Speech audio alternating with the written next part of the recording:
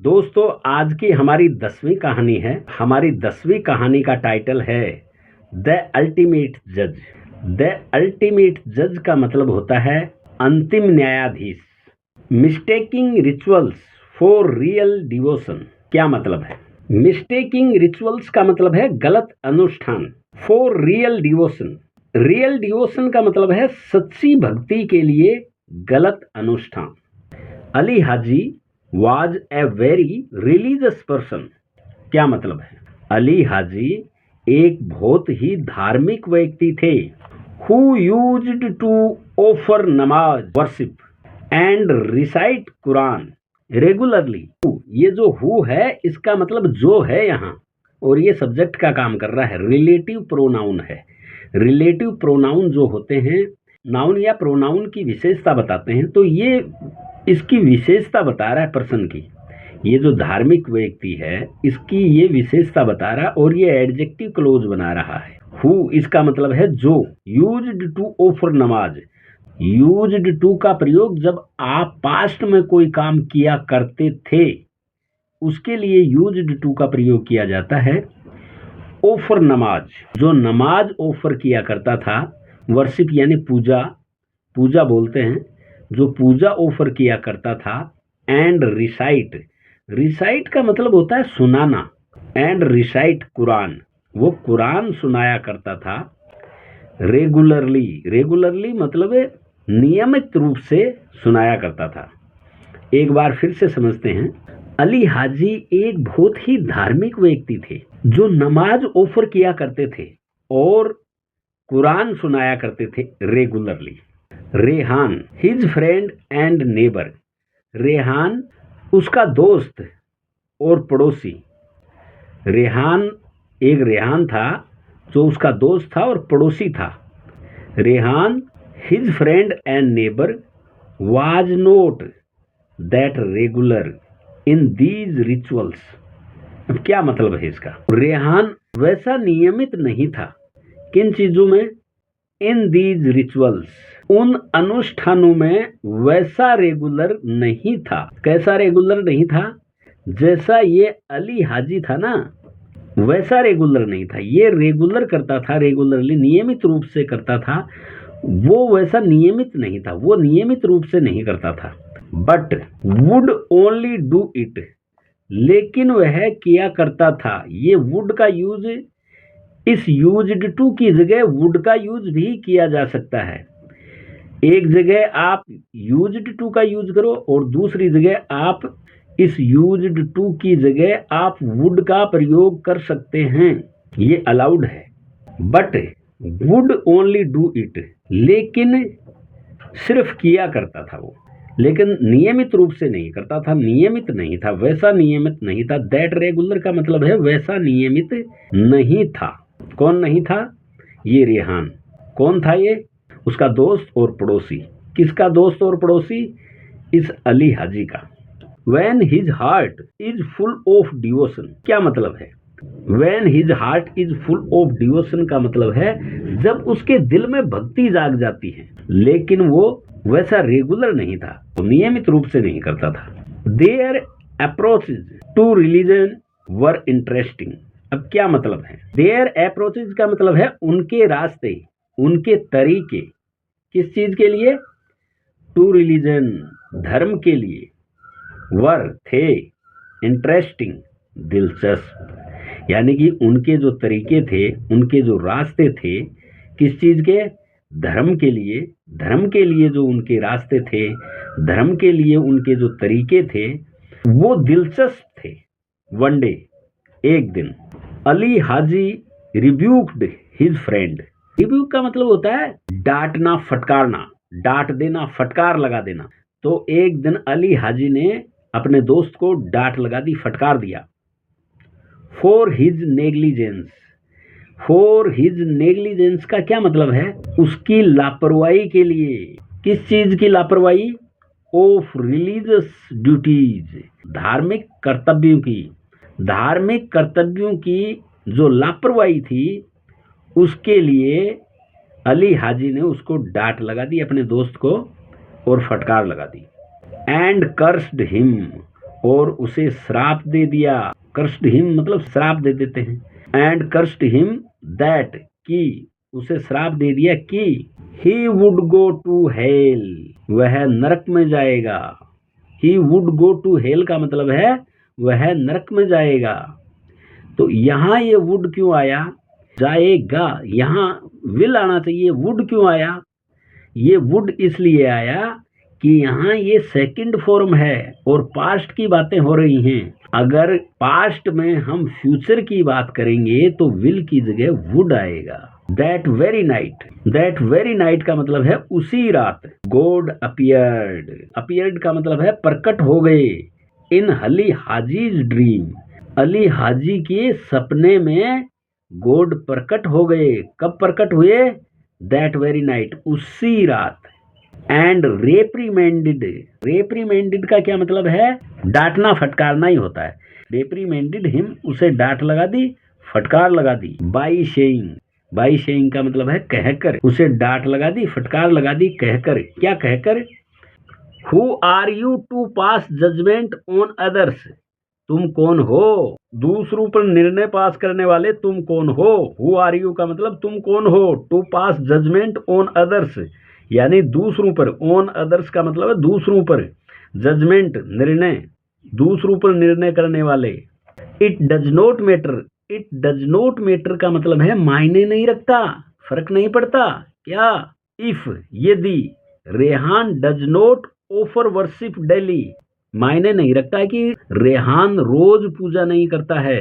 But लेकिन wherever he does, wherever का मतलब है जहां भी, ही डज का मतलब है वह करता है। यहाँ ये जो डज देख रहे हैं आप, ये हेल्पिंग वर्ब नहीं है, मेन वर्ब का काम कर रही है। ये डू का मतलब होता है करना, और ये डज फिफ्थ फॉर्म है। जैसे ई एस लगा देते हैं ना, गो के गोज कर देते हैं, उस तरीके से ये ई एस लगा हुआ है और इसका मतलब है करना, वह करता है। प्रेजेंट इंडेफिनिट टेंस का सेंटेंस है, थर्ड पर्सन सिंगुलर सब्जेक्ट के साथ वर्ब में एस ई एस लगता है, तो ये इसके ई एस लगा हुआ है और ये मेन वर्ब का काम कर रही है। इसका मतलब है करता है, वह करता है, जहां भी वह करता है, वह करता है ये with utmost sincerity. With utmost sincerity का मतलब है पूरी ईमानदारी के साथ। विद अटमोस्ट सिंसियरिटी का मतलब है पूरी ईमानदारी के साथ। सो इसलिए he will go to heaven, इसलिए वह स्वर्ग में जाएगा। And you will only go to hell, और तुम सिर्फ जाओगे नरक में। तो यहां तो विल का यूज किया गया है, यहाँ नरक में जाने के लिए विल जाओगे, यहाँ विल का यूज किया और यहाँ पर आपने वुड का। ऐसा क्यों? ऐसा इसलिए कि यहाँ ये सेकंड फॉर्म है, पास्ट की बातें हो रही हैं। पास्ट में अगर हम फ्यूचर की बात करेंगे तो विल की जगह वुड आएगा, और यहाँ प्रेजेंट इंडेफिनिट टेंस की बातें हो रही हैं। ये देखो डज प्रेजेंट इंडेफिनिट टेंस है, प्रेजेंट इंडेफिनिट टेंस है, तो प्रेजेंट इंडेफिनिट टेंस हो रहा है, तो फ्यूचर में जब बात करेंगे विल ही आएगा। आई होप आपको इतना समझ में आया होगा। The moral of this story, the moral of this story का मतलब है इस कहानी का सारांश, इस कहानी का सारांश इज है दैट कि वी आर नोबडी, हम कुछ नहीं हैं। वी आर नोबडी का मतलब है हम कुछ नहीं हैं। क्या करने के लिए? टू जज अदर्स, टू जज अदर्स का मतलब है दूसरों को जज करने वाले हम कोई नहीं हैं। फॉर दियर फेथ और डिवोशन, उनके विश्वास और भक्ति के लिए, उनके विश्वास और भक्ति के लिए दूसरों को जज करने वाले हम कोई नहीं हैं। It is not the mayor ritual, it is not the mayor ritual का मतलब है, मेयर का मतलब यहाँ केवल है, और रिचुअल अनुष्ठान, केवल अनुष्ठान ही नहीं है, और द फॉर्मल वर्शिप, या औपचारिक पूजा ही नहीं है, केवल अनुष्ठान ही नहीं है, या केवल औपचारिक पूजा ही नहीं है। दैट मैटर्स, दैट मैटर्स का मतलब है जो मायने रखता है, जो मायने रखता है, केवल अनुष्ठान ही नहीं है या औपचारिक पूजा ही नहीं है, जो मायने रखता है। What really counts is the quality. अब क्या मतलब है इसका? इसका मतलब है जो सचमुच मायने रखता है गुणवत्ता की। यहाँ काउंट्स का मतलब मायने रखता है, इस मैटर की तरह ही है ये भी। जो सचमुच मायने रखता है किस चीज की? गुणवत्ता की, क्वालिटी। और एंड द सिंसियरिटी, और ईमानदारी की। जो सचमुच मायने रखता है गुणवत्ता की और ईमानदारी की। तो गुणवत्ता और ईमानदारी किस चीज की? ऑफ द प्रेयर, प्रार्थना की। कौन सी प्रार्थना? ऑफर्ड। ये क्या है ऑफर्ड? ये यहाँ पास्ट पार्टिसिपल है। पास्ट पार्टिसिपल ये एक एडजेक्टिव का ही काम कर रहा है। तो इसका क्या मतलब है? जो ऑफर की गई है, जो ऑफर की गई है। एक बार फिर से समझते हैं। ये जो रिचुअल है इसको अनुष्ठान बोलते हैं, और ये जो मेयर है इसका मतलब है केवल। तो यहाँ समझिए आप, केवल अनुष्ठान ही नहीं है, it is not the mayor ritual. इसका मतलब क्या हुआ? केवल अनुष्ठान ही नहीं है, और या द फॉर्मल वर्शिप। फॉर्मल का मतलब है औपचारिक, और वर्शिप का मतलब पूजा। या औपचारिक पूजा ही नहीं है, केवल केवल औपचारिक पूजा ही नहीं है, केवल अनुष्ठान ही नहीं है, जो मायने रखता है। समझ गए आप? जो मायने रखता है वो केवल ये औपचारिक पूजा ही नहीं है। जो मायने रखता है वो केवल ये अनुष्ठान ही नहीं है। अब आगे समझिए, what really counts is the quality and the sincerity. अब ध्यान से सुनो आप, जो सचमुच मायने रखता है, यहाँ काउंट्स का मतलब भी मायने रखता ही है, इसका मीनिंग भी मायने रखता ही है, मैटर्स की तरह ही है ये भी। जो सचमुच मायने रखता है वो है गुणवत्ता। क्वालिटी का मतलब है गुणवत्ता, और द सिंसियरिटी, सिंसियरिटी का मतलब है ईमानदारी। अब ध्यान से सुनो आप, जो सचमुच मायने रखता है वो गुणवत्ता है और ईमानदारी है। ये गुणवत्ता और ईमानदारी किस चीज की है? ऑफ द प्रेयर, प्रार्थना की है। कौन सी प्रार्थना? जो ऑफर की गई है। अब ध्यान से समझो, जो हम प्रार्थना करते हैं, जो हमने प्रार्थना की है, जो हमने प्रार्थना ऑफर की है, उसकी ईमानदारी और उसकी जो गुणवत्ता है वो सचमुच सचमुच मायने वो रखती है। केवल अनुष्ठान या औपचारिक पूजा ही नहीं है, केवल अनुष्ठान और औपचारिक पूजा ही नहीं है जो मायने रखती है। जो सचमुच मायने रखती है वो गुणवत्ता है और ईमानदारी है। किस चीज की? प्रार्थना की, जो हमने ऑफर की है, जो हम ऑफर करते हैं उसकी। आई होप आपको ये समझ में आया होगा। We are not इंटाइल्ड।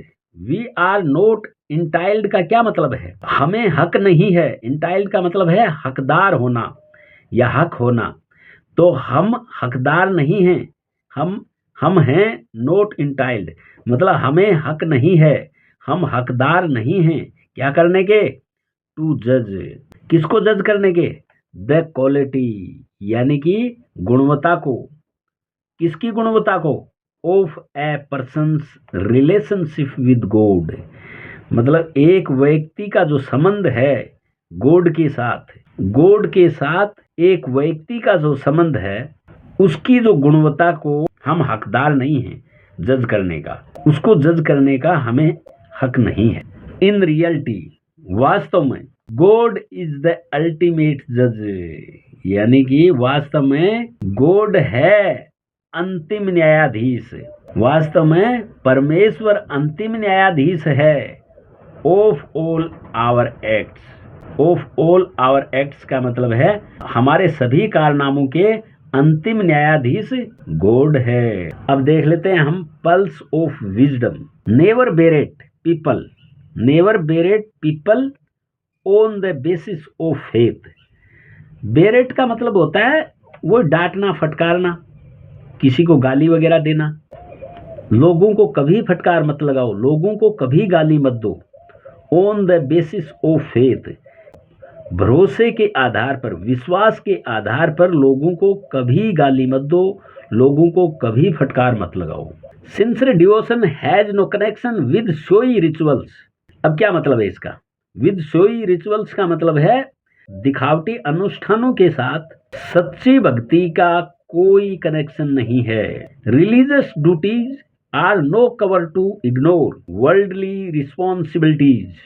अब क्या मतलब है इसका? वर्ल्डली रिस्पॉन्सिबिलिटीज का मतलब है सांसारिक जिम्मेदारियां। रिलीजियस ड्यूटीज का मतलब है धार्मिक कर्तव्य। ये जो धार्मिक कर्तव्य हैं ये बिना कवर के हैं, बिना आवरण के। नो कवर का मतलब है बिना आवरण, बिना सुरक्षा, बिना आवरण के, बिना कवर के। रिलीजियस ड्यूटीज आर यानी कि धार्मिक कर्तव्य हैं नो कवर, बिना कवर के, बिना आवरण के। किस चीज के लिए? ये जो सांसारिक जिम्मेदारियां हैं इनको अनदेखा करने के लिए जब हम धार्मिक कर्तव्य करते हैं तो सांसारिक जिम्मेदारियां उन पर हावी हो जाती हैं। जब हम धार्मिक कर्तव्य करते हैं तो सांसारिक जिम्मेदारियां उन पर हावी हो जाती हैं।